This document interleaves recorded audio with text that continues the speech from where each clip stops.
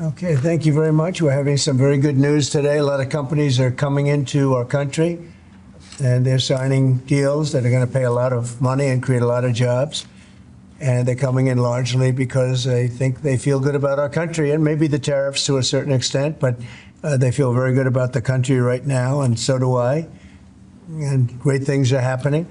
We're going to be signing some executive orders and some other things, and we'll maybe go down the list. And Will, if you would, please. Sure. First, we have an executive order for your attention. In 2019, during your previous administration, you imposed price transparency requirements on the healthcare industry. This was a significant driver in lowering the costs of healthcare during your first administration. Those requirements were largely reversed by the Biden administration. Now we're reinstating. Or terminated, right? Terminated. We're strengthening them. The idea is to make price transparency a key aspect of healthcare policy in America. It's one of the biggest things that can happen to reducing cost in healthcare. It takes a little while to kick in, but Biden ended it immediately upon coming in, which was a terrible travesty, in my opinion. And we're going to start it up, and we've actually made it even stronger. Yes, sir. By a couple of major factors, right? Anybody have any question on price transparency? It allows people to go out and negotiate and price, and you're not allowed to even talk about it when you go into a hospital or see a doctor. And this allows you to go out and talk about it. And it's actually one of the biggest. There's a couple of people that actually going back a long way that feel that are real pros in the industry feel this is the biggest thing you can do for cutting prices. And it certainly is one of them. And it's been unpopular in some circles because people make less money, but it's great for the patient. It's great for the people in our country. Okay, it's not so good for pharmaceuticals. It's not so good for the companies that make the drugs. And I guess you could say it probably isn't so great for hospitals. But they say that if you have a great hospital that's really knows what they're doing, it's actually great for a hospital because everybody wants to go there.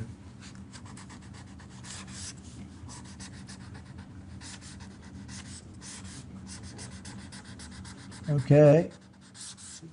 Thank you, sir. Good.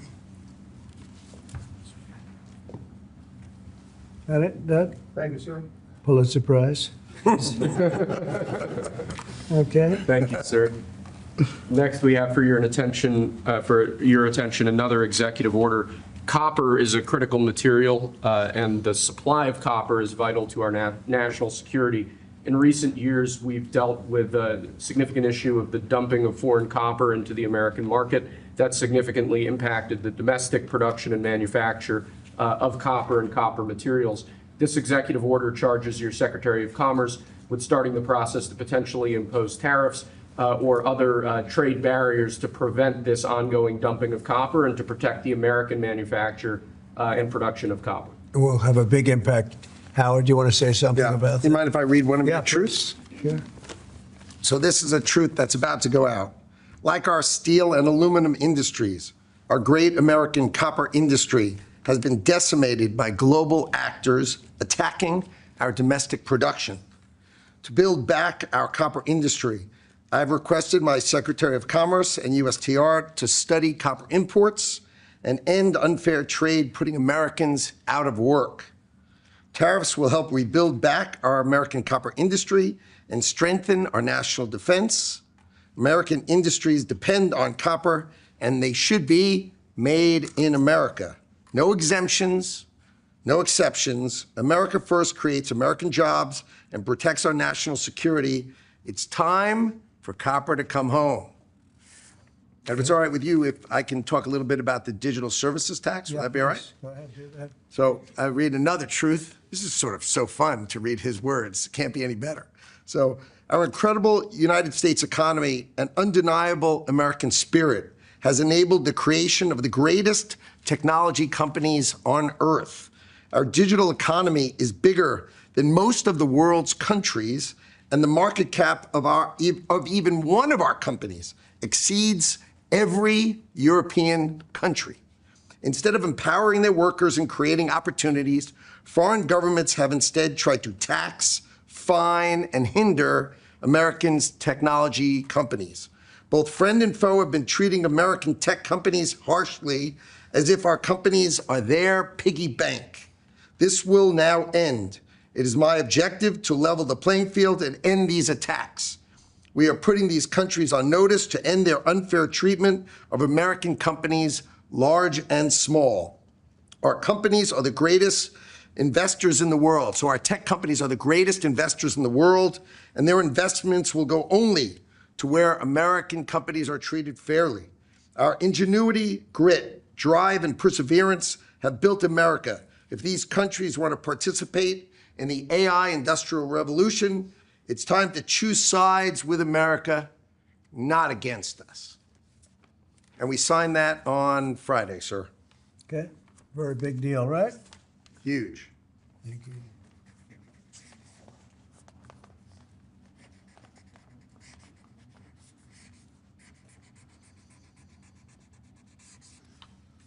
All right, and that's a very big one that Howard just read, but they're both big. They're all big.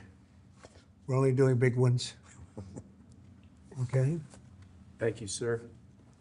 Mr. President, is that the culmination of ongoing conversations that you've had with your counterparts, this particular executive order? Which one, last or? The one at the No, Congress they're, Secretary. the digital tax is taking place all over Europe. They're taxing us, and they're doing other things. They're suing all our companies. And if that's going to happen, we want to be the ones that sue, not them. And they use it almost as a form of running European countries, and the EU in particular has been very violent in its lawsuits against our companies, and frankly, very violent and very bad to our airlines. I've gotten calls from the heads of airlines saying they stop in Europe and they're getting charged all sorts of taxes that they never even heard of. They stop and they're getting fined and charged, and they do it only with American companies. They're not doing it to other countries, so we're stopping it. And we have another thing, we have another step to go, and if they don't shape up, as an example, Apple has had to pay like $17 billion in a lawsuit that nobody thought was worth anything. And I won't get into the judge or the decision or how the decision was arrived, but I'm pretty good at this stuff, and I think it's disgraceful. And Google's being sued, Facebook's being sued, and many others are being sued by their so-called government, if you call it a government, EU. And they don't treat us right. They don't treat us right as a country. So we're going to protect our companies. We have to protect our companies. So we're not going to have any companies left anymore. I also want to thank Apple, though, for announcing they're going to invest $500 billion in our country. That's the biggest investment anybody's probably made to this date. And they're going to do it very quickly, and that's because of tariffs. They don't want to pay the tariffs, and they feel very strongly about the country. Now, they wouldn't have done it without us. Without the Trump administration, they wouldn't have done it. But they feel very strongly about the direction of the country. The polls have shown that, too. The polls are coming out showing direction of the company is of the country is the best they've ever seen, actually. Best they've ever seen. So I just want to thank Tim Cook and Apple for the confidence. $500 billion. That's the biggest investment anyone has made in a short period of time. Mr. President, have you spoken today with the House Republican holdouts who Yeah. said they would not be supporting the budget resolution? Well, I'm not involved in that. They know what I want, and the Senate knows what I want, too. And the Senate's got a bill that's very strong, having to do with the taxes, because the taxes is what's bringing all these companies in. So, and without it, by the way, you'd have to double your own taxes. Everybody would be doubled up, and you'd have the biggest tax increase ever. So the House has a bill and the Senate has a bill, and I'm looking at them both, and I'll make decisions. But I don't know where they are in the vote. I know the Senate's doing very well, and the House is doing very well. But each one of them has things that I like. So we'll see if we can come together. Mr. President, can you clarify, hopefully once and for all, what your expectations are with this email to federal employees? What are you going to use that information for? And do you see it as voluntary, like OPM has said, or mandatory? Yeah, well, it's somewhat voluntary, but it's also if you don't answer, I guess you get fired. What it really I'm is still lost on that. what it is do people exist? We have this massive government with millions of people, and nobody knows who's working for the government, who's not. So what they're doing is they're sending out a letter to everybody, and they're saying, what were the things you did last week? I guess they ask for 5. And if people are working, it's easy. I could tell you 5 things I did last week. I could tell you 5 things I did 6 weeks ago, right? If they're there and they're working, they're able to say they did 5 things during work. And that means they're working and they're with us and they have no further obligation. If they're not, it could be there's no such person. It could be that the person's no longer working. They're no longer living at that address. They may be moved. Maybe they moved to a different country, or maybe the person doesn't exist. And we then take that person off the payroll, and we save a lot of money by doing that. But that's one of the only ways. I think it's a very smart thing. And it says, if you don't answer, essentially, there's a penalty to pay. Like, that's the end of the job. Musk has said that. The order itself doesn't say that. I think that's part of the confusion. Is he speaking for you when he says? Yeah. Everybody speaks for me. I'm the one. I'll take responsibility. The old statement, the buck stops here, right? Famous statement. Well, I can say the same thing. The buck stops here. No, we have to find out if people are getting paid and they're not working, and they have a problem. Let's say they have another job, and then they write in false statements. It's a big problem if they write in false statements. They may be working for somebody else, but getting paid by the U.S. government, and that would mean that they're not allowed to be doing that. They're not allowed to be working for us and be working for somebody else. We're paying them a lot of money. We're paying them. So we'll see. That solves that problem. Most people aren't willing to say that, we're doing this, and this, and this for the U.S. government, and yet they're at another job, because that's a big problem for them if they do that. So in some cases, they're not writing back. And if they don't write back, they end up eventually losing their job. We give them extensions, but that was something we thought about a long time ago. We give them extensions, but we'll see. We have to make sure, number one, that we have people, number two, that they're working, and number two, they're working for us, not for another company. Is it true that President Zelensky's coming on Friday to meet with you, and is the mineral deal sorted out? Yeah, I hear that. I hear that he's coming on Friday. Certainly, it's okay with me if he'd like to, and he would like to sign it together with me, and I understand that's a big deal, very big deal. And I think the American people, even if you look at polling, they're very happy because, Biden was throwing money around like it's cotton candy. And it's a very big deal. It could be $1 trillion deal. It could be whatever, but it's rare earths and other things. And look, we're spending hundreds of billions of dollars on Ukraine and Russia fighting. A war that should have never, ever happened. That's a war that would have never happened if I were president. And it didn't happen for 4 years. People say, how do we know that? It didn't happen for 4 years. Would have never happened. And nevertheless, this guy went into this situation and he spent money like nobody's ever seen, $350 billion. The other thing that we don't like is that Europe has spent $100 billion. We've spent $350 billion. Europe gets their money back because they spent it in the form of a loan. And we just gave them, whether it's 300 or 350 billion, nobody really knows. They can't even tell me the answer to that, but it means probably more than that. So what we're doing is now we're saying, look, we want to be secured. We want to get that money back. We're helping a country through a very, very big problem, a problem like very few people have had. Shouldn't have had this problem because it shouldn't have happened, but it did happen. So we have to straighten it out. But the American taxpayer now is going to get their money back plus. Mr. President, yesterday with Emmanuel Macron, you said you had spoken to Putin about the idea of peacekeepers in Ukraine, that Putin was fine with it. The Kremlin, I guess, has said that that's actually unacceptable to them. What's real here? That's not what I was told. But you're going to need some form of peacekeeping, so something will be done that's going to be satisfactory to everybody. We need peacekeeping too. Any situation It's where actually American troops involved? it's actually something I did discuss, but a form of peacekeeping that's acceptable to everybody. Ultimately, we'll be able to agree on something, I'm sure. With Ukraine and this mineral deal, what does Ukraine get in return, Mr. President? $350 billion and lots of equipment, and military equipment, and the right to fight on, and originally the right to fight. Look, Ukraine, I will say they're very brave and they're good soldiers, but without the United States and its money and its military equipment, this war would have been over in a very short period of time. fact, I was the one that gave the javelins. You remember the famous javelins? That was me. That wasn't Obama. It wasn't Biden. It wasn't anybody else. It was me. And they wiped out a lot of tanks with those javelins. And the expression was that Obama gave sheets and I gave the javelins. That was a big deal at the time. It wiped out. That was the beginning when people said, wow, that's something. Well, that was American equipment. Without American equipment, this war would have been over very quickly. And American money, too. I mean, a lot of money.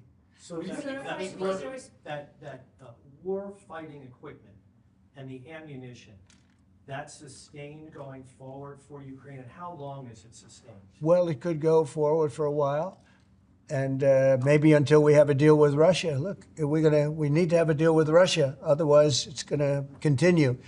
But now when Americans put up their money, the taxpayer money, and the president approves it, we're getting our money back in some form. But it could go on for a while, or it could be settled quickly. I think it's going to be settled quickly. I spoke with President Putin. I think he wants to settle it. And once you get on with life, it's horrible. What's happening horrible.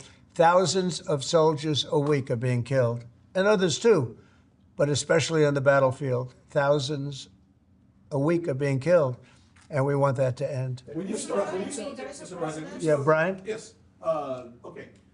Real quickly, Carolyn Levitt, your press secretary, sent an earthquake through that briefing room earlier today announcing that the WHCA would not have any control over placing media in the seats, the briefing room. Just want to get your thoughts on that. And also on Air Force One, it's trending on X. People are talking about it. Get your thoughts. Well, we're going to be now calling those shots. As you know, we won that lawsuit right there. See, the Gulf of America, which is a beautiful name. Most people agree. I don't know. It's, you know, AP has been terrible. Look, I think they're radical left. I think they're third-rate reporters. I know the specific young lady that works on the account is terrible. She's a radical left lunatic, as far as I'm concerned. They don't treat us fairly. That's number one. And number two, they had no right to do that. This is the Gulf of America. And if you look at that shoreline, look at that shoreline. Look, from Florida, well, most of it is, it's called America. And vast majority, like big numbers. So I'm just admiring it as I look at it. I'm getting teary-eyed, but I don't want you to say Trump broke down and started crying with it. No, how beautiful is that? Look at the shoreline. Look at that. Well, That's America. Can I shift our attention to Canada real quick? Yes, please. Last week, I spent some time with two government officials from Canada. Yeah. I was asking them how realistic is it that Canada would be the 51st state? Yeah. And they told me there is a path. Alberta is first, and if they sign on, Saskatchewan would follow, and then you go west to British Columbia. There is a movement in Canada to join us. I want to get your thoughts on that and how that's proceeding. So it's true. Thank you, Brian. It's true. A lot of people in Canada are liking becoming our beautiful, cherished 51st state.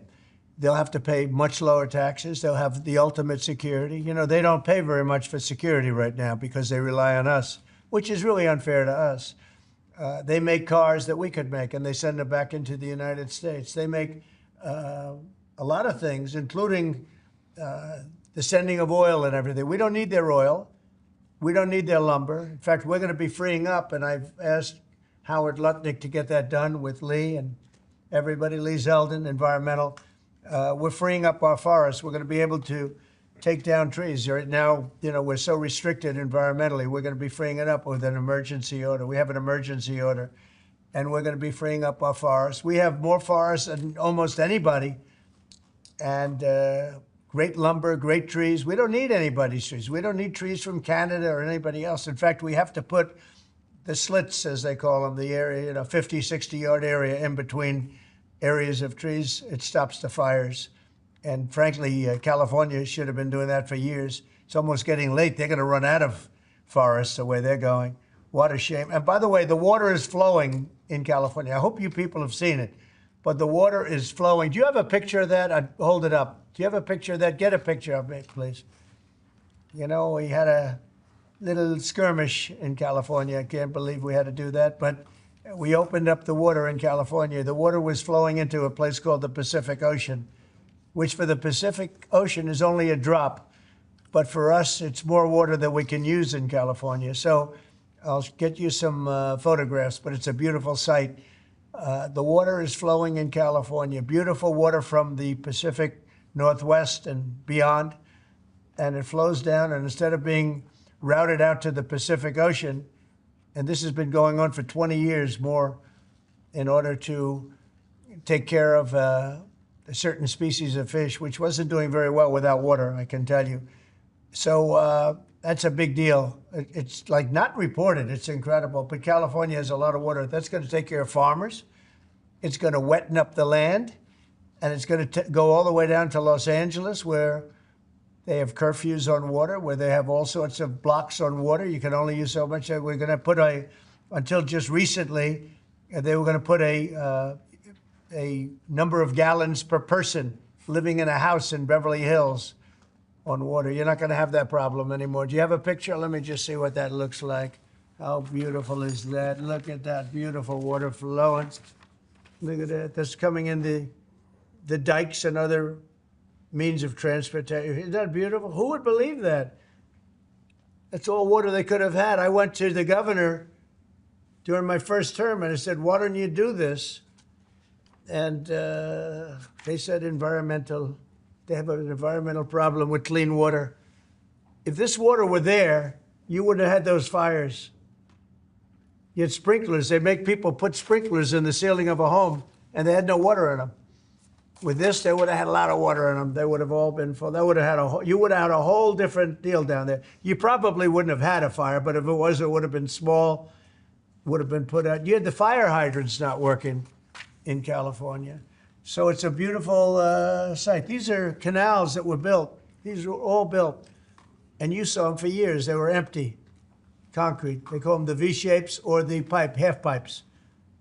And they're shaped different forms, but they're shaped, and they rush down through the farm areas where the farmers can take it and down to Los Angeles. And they were sitting empty for years. And now look at that way it looked. It wasn't easy. We had to be very unfriendly to get into those areas. We opened it up. Mr. President. I essentially attacked California. Can you believe it? I attacked California. Let's go. At the outset of your administration, sir, you committed to ending the weaponization of government, to holding those accountable who'd participated in the weaponization of government. Hold it. This is a good one. Is everybody listening? Deranged Jack Smith. We're going to call it the Deranged Jack Smith signing or bill. Go ahead. One law firm that provided pro bono legal services to the special counsel's office under Jack Smith's leadership was Covington and Burling.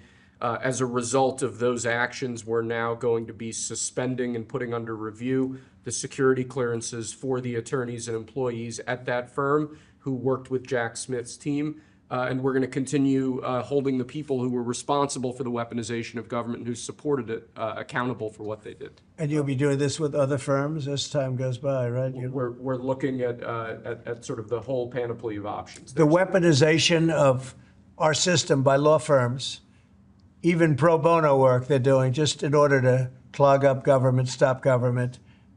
And nobody knows about it more than me. And hopefully that'll never happen again. So that Covington and Burlington? Covington and Burlington. Mr. President, may I ask you a question about Europe? So long term, do you plan to maintain the number of U.S. troops? Wait, I just want to savor this one, please. Who would like this pen? I'll take it. Hey, why don't you send it to Jack Smith? He's a deranged person. Mr. President, what do you say to people who worry that targeting an individual firm or individuals who, aren't Jack Smith? Excuse his me, actions? I've been targeted for 4 years, longer than that. Thank you, sir. So you don't tell me about targeting. I was the target of corrupt politicians for 4 years, and then 4 years after that. So don't talk to me about targeting. Yeah, go ahead. Mr. President, there are approximately 2 million federal employees right now. By the end of your term, what do you expect that number to be? What would you like that number to be? Well, it'll be lower, but I can't tell you. Everybody knows I ran on downsizing government, but making government better. I ran on tariffs and making our country rich, and that's what's going to do. we're going to be doing something else that's going to be very, very good. We're going to be selling a gold card. You have a green card. This is a gold card. We're going to be putting a price on that card of about $5 million, and that's going to give you green card privileges plus. It's going to be a route to citizenship, and wealthy people will be coming into our country by buying this card. They'll be wealthy, and they'll be successful, and they'll be spending a lot of money and paying a lot of taxes and employing a lot of people. And we think it's going to be extremely successful. Never been done before or anything like this, but it's something that we're going to be putting out over the next, would you say 2 weeks, Howard? You want to 2 say weeks. a couple of words about it? Sure. President, are there Wait a any minute, what? requirements for that gold Hang on a card? second. Do you have to invest a certain amount of money in this country in order to qualify for that gold card? Yeah, exactly. So Go the ahead. EB-5 program was really, you lend some money, but it was full of nonsense, make-believe, and fraud, and it was a way to get a green card that was low-priced. So the president said, rather than having this sort of ridiculous EB-5 program, we're going to end the EB-5 program. We're going to replace it with the Trump Gold Card, which is really a green card gold. So they'll be able to pay $5 million to the U.S. government. They'll have to go through vetting, of course. We're going to make sure they're wonderful, world-class global citizens. They can come to America. The president can give them a green card, and they can invest in America, and we can use that money to reduce our deficit. Why do we give out lotteries of green cards? Why do we give out EB-5 for green cards? The President of the United States understands that the right answer is, why don't we eliminate the deficit of the United States of America instead? The gold card, well, millions, but the gold card will bring in with it people that create jobs, very high-level people. I think companies will pay to get people in. For instance, you today graduate from the Wharton School of Finance or Harvard or Stanford or any college, and nobody knows if you can even go to work for a company. So Apple and all these companies that want to get people to be working for them will be able to buy a card, and for the people that are number one in their class at top schools, I see that as one of the things. But generally speaking, it'll be people with money and people that create jobs, and they won't have to pay any tax on income outside of the United States, which they're not paying right now. They're not citizens, but they'll have to pay if they create jobs in the United States. They'll pay full taxes like everybody else. So you're getting big taxpayers, big job producers, and we'll be able to sell maybe 1 million of these cards, maybe more than that. And if you add up the numbers, they're pretty good. As an example, 1 million cards would be worth $5 trillion. $5 trillion. Wow. And if you sell 10 million of the cards, that's a total of $50 trillion. Well, we have 35 trillion in debt. That'd be nice. So we'll see. But it could be great. Maybe it will be fantastic. We have it all worked out from the legal standpoint. It's totally legal to do. It hasn't been done before. It's been done in many different forms. We give them away. Why should we give them away? We shouldn't give them away. And I think it's something very exciting. I think it's potentially just something that we're all very excited about. So it's a gold card. It's somewhat like a green card, but at a higher level of sophistication. It's a road to citizenship for people. And essentially people of wealth or people of great talent, where people of wealth pay for those people of talent to get in, meaning companies will pay for people to get in and to have long-term status in the country. And I think it's something we're very, very happy about. Would you have anything to say about that? Well, many other countries, by the way, do this, including, of course, your 51st state does that. And the money's earmarked for deficit reduction? It may be earmarked for deficit, but it actually could be more money than that. I mean, if you did 10 million, you'd have $15 trillion left over. But generally, it's going to be paid down debt, yes. Do you need Congress for this? Do you think you need? No, we don't need Congress, no, because we're not doing citizenship, we're doing the card. It's a path to citizenship, a very strong path to citizenship, but we're not doing the citizenship. For that, I'd have to get Congress. And would all countries be eligible for this gold card? Depends. The countries largely, the people will be vetted very carefully. Mr. President, in Ukraine, would you provide military support for Ukraine in the future under a peace agreement? Say it again louder. Would you provide military support for Ukraine in the future as part You mean of like a peace security? agreement? Yeah. Well, people are going to do it. I think Europe will largely be responsible for that. European countries will be responsible. But Macron asked for a U.S. backup. Well, we'll see. I mean, right now we're just in the process of negotiating. We've pretty much negotiated our deal on raw earth and various other things. We'll be looking at that security. You're talking about general security for Ukraine later on. I don't think that's going to be a problem. There are a lot of people that want to do it. And I spoke with Russia about it. They didn't seem to have a problem with it. So I think they understand. They're not going back in. Once we do this, they're not going back in. So no change for the On that defense gold of card. aircraft? Would the U.S. provide, for instance, air defense? Well, I just told you, right now we're not providing anything. You know, it's about Europe, too. Europe put in $100 billion and we put in $350 billion. It's not a fair thing. You know, we would normally say, and I say it now anyway, but we want equalization. They should put up actually more money than us because they're right there. We have an ocean in between. But we've had very good talks with Russia. We've had very good talks with Ukraine, and we think it maybe will come to an end and we'll stop killing young people all over the battlefield and elsewhere. On Europe, so do you plan to maintain having military presence in Europe in the long term, like tens of thousands of troops? We'll be involved. With Yeah, we'll be involved in Europe. We're involved in Europe now. Europe is our friend. They take advantage of us on trade. We don't like that, what the EU does. We don't like that. But we'll solve that the old-fashioned way. We'll give them the same reciprocal numbers. You know, we're talking about a reciprocal tax. You know that. And if they charge us, we charge them. Right now, they charge us much, much more than we charge them. And they have non-monetary taxes also and tariffs. And we're going to change that. It's all changing. It's all changing. We're not going to be the people that we were. We had people in this office sitting right at this desk or another model of this desk, because as you know, the other desk is right now being refurbished.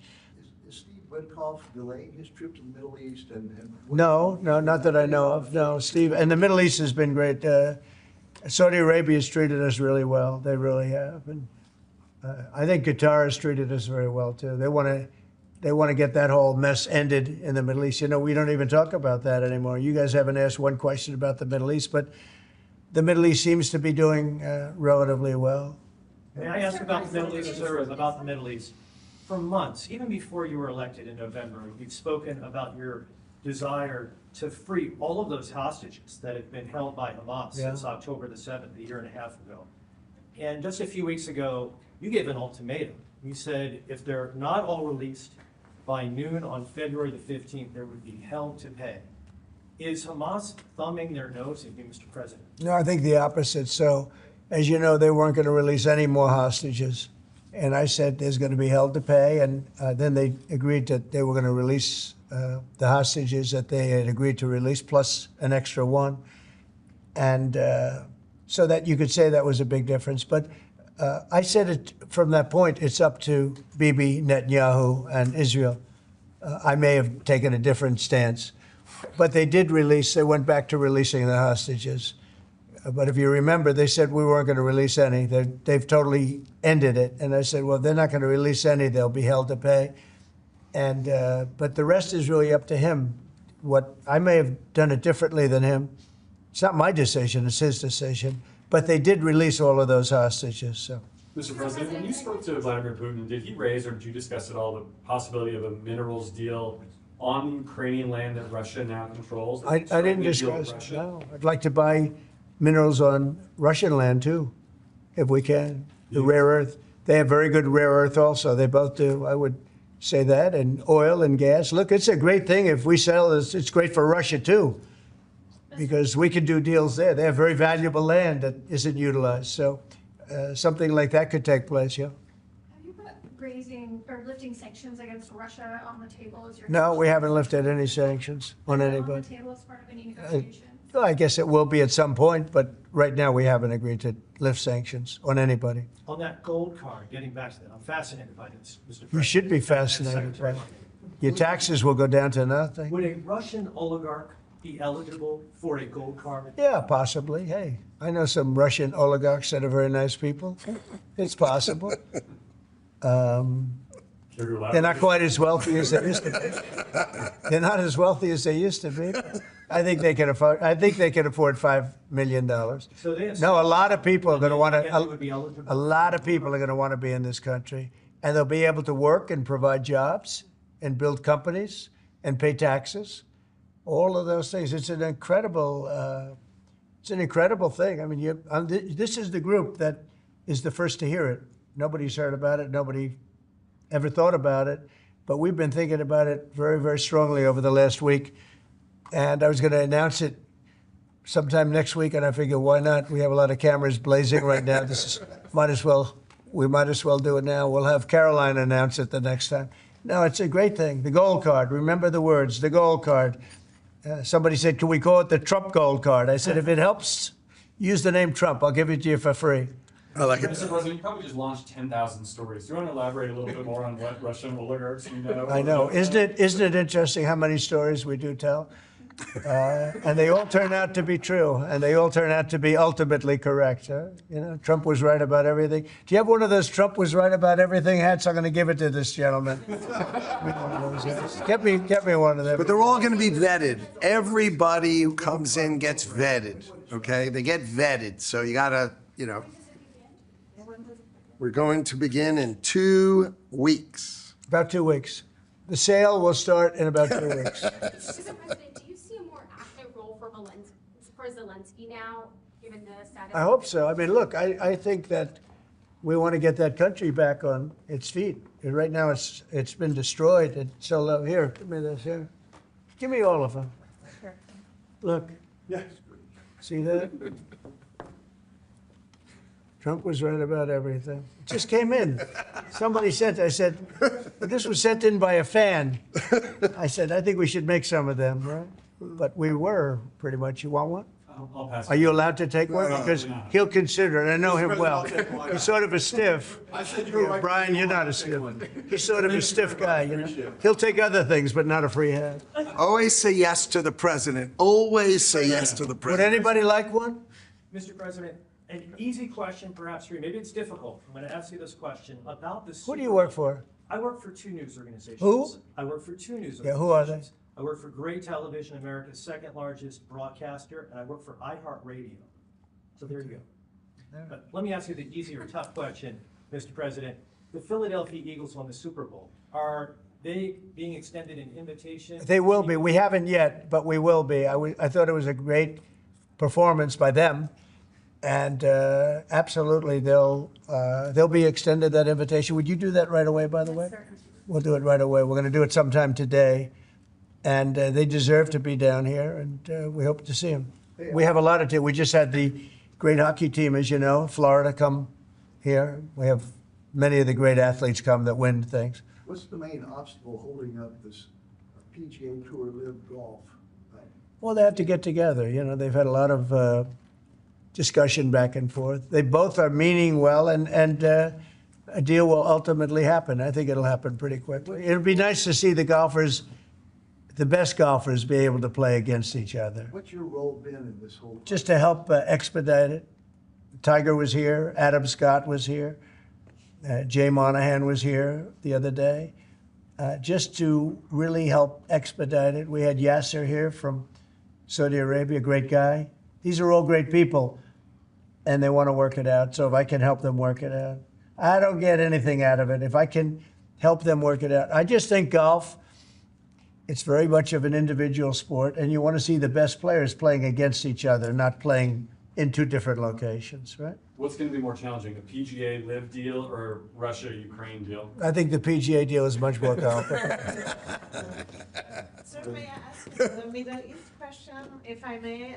What's your take on what's happening in the West Bank and what Israel? Well, is doing it's some movement up there that a lot of people are concerned about. And there's been a lot of Israeli movement. They're up there for a reason. All of a sudden, maybe they're not feeling so good about that. So that would be terrible. I hope that doesn't happen. But there is movement up there that nobody knew about. right? You know that, right? Yeah, and when you say, are you concerned about it as well? I'm concerned about everything.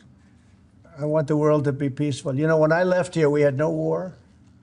We had defeated ISIS in less than 4 weeks. In fact, I took the general that defeated ISIS and I put him in charge of the whole ball game, because that's what we want. We want winners. Raisin Cane, you know, Raisin. And when I heard that name, I said, I like that name. That's the kind of general I like. So we'll see. But he was great. He's a great soldier, not a politician, a soldier, a real soldier. You know that, Brian. This guy was the real. This guy's the. I've heard that story a million times. Yeah, this guy's the real deal. He is. And I think he's going to do a great job. But think of it. We had no wars. We had no problems. We had no inflation. We had no problems. And then all of a sudden you have October 7th in Israel, which was horrible. And then you see what happened with Ukraine. Russia would have never gone in if the election weren't rigged. It was a rigged election. The 2020 election was rigged. And we got out of it. And you see what happened.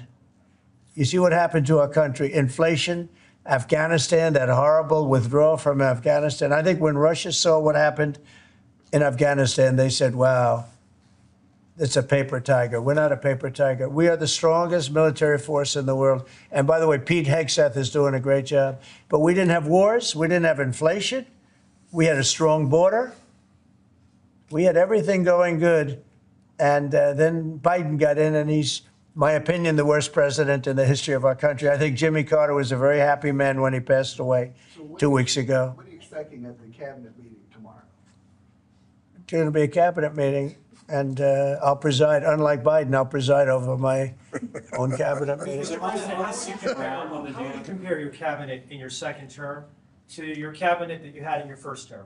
Well, I had some great people my second term. I think this is deeper. I think it's better because it's deeper. I had some people that I didn't really like too much in my cabinet, but I didn't know Washington then. I was a New York person. I knew New York intimately, but I had to rely on people. I had great people. Look, we got the biggest tax cuts in history. I rebuilt the military. I mean, we did so much. We did unbelievable. Even Right to Try. Somebody was saying today they were saved by Right to Try. We did Right to Try medically. We did transparency medically. That was a big thing, but Biden canceled that one. He didn't cancel Right to Try, which is interesting. He didn't cancel Space Force. He was going to cancel Space Force. Space Force is turning out to be invaluable.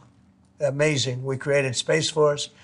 But think of it. We rebuilt our entire military, and now we're going to have to patch it up a little bit again because of what's happened. No, this was a grossly incompetent administration. The only thing they were good at was cheating in elections and the weaponization of government. Thank you very much, everybody. Thank you. Thank you. Thank you, Raj. Thank you. Thank you, guys. It's a bit time to take.